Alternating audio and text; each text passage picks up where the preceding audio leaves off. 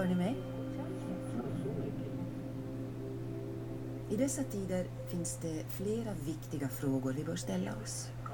Hur kan du och jag och våra vänner och våra barn lita på att det vi ser på tv och hör på radio är sant?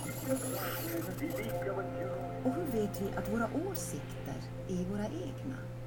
Hur kan vi vara säkra på att de svaga rösterna kommer till tals istället för att skrämmas till tystnad? Jag kan tala om hur. Det finns en människa vi kan tacka för allt detta.